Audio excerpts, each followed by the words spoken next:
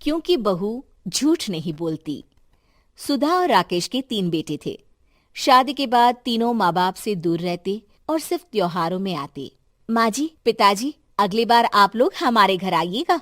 अरे नहीं बहू, सब यहीं आ जाते हैं तो घर खिला खिला लगता है। हाँ बहू, तू हमेशा बुलाती है तो जरूर आएंगे तेरे पास भी। हाँ हाँ, दीदी का घर बड़ा जो है, सब कुछ आपने शादी के बाद दीदी को ही तो दे दिया था। हमें भी दिया होता तो हम भी बड़ा घर लेते। क्यों सुनील? अरे नहीं नहीं, पापा ने सबको एक बराबर ही दिया है। छोटी बहू, क्या चाहिए तुम्हें, बोलो।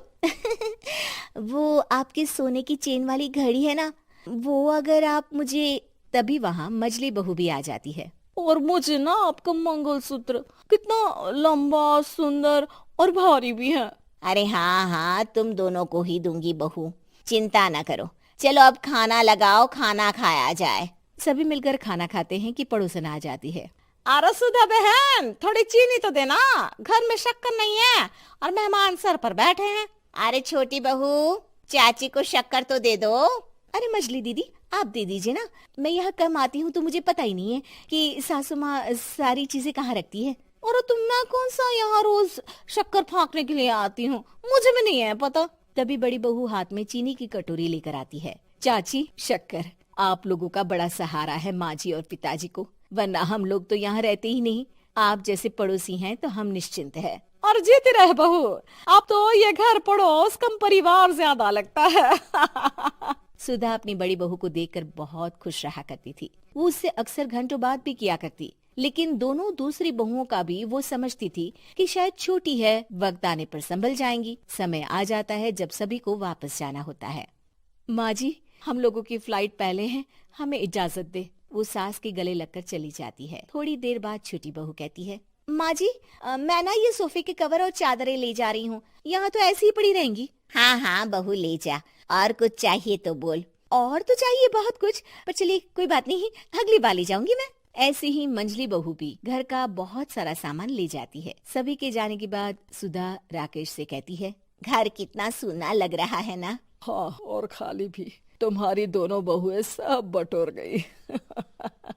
अरे ठीक है ना, हम दोनों ही तो हैं, कितना सामान लगेगा। फिर उन लोगों की नई गृहस्थी, इतना मत सोचा करे। समय बीतता है। ऐसे ही हर साल त्योहारों में सुधा और राकेश के बच्चों की बहू आते और जाते वक्त ढेर सारा सामान पैक कर कर ले जाती। लेकिन कुछ ही सालों में सुधा का देहांत हो जाता है।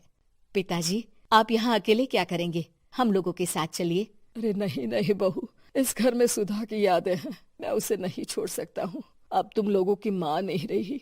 देख लो, वैसे तो मैंने उसके जीते जी सब कुछ दे दिया है, लेकिन कुछ उसका पर्सनल कीमती सामान था जो ये है, ले लो। सामान में होती है एक घड़ी और एक मंगलसूत्र। माँ जी ने कहा था कि वो ये घड़ी मुझे देंगी। हाँ हाँ, पिताजी, माँ ने सबके सामने ये घड़ी सरिता को देने के लिए कहा था। उठा लो सरिता माँ की घड़ी। अब क्या था, छोटी बहू फट से घड़ी उठा लेती है। और पिताजी, ये मंगलसूत्र तो माँ ने मुझे ही देने को कहा था, याद है ना? वो सभी की ओर इशारा करती है।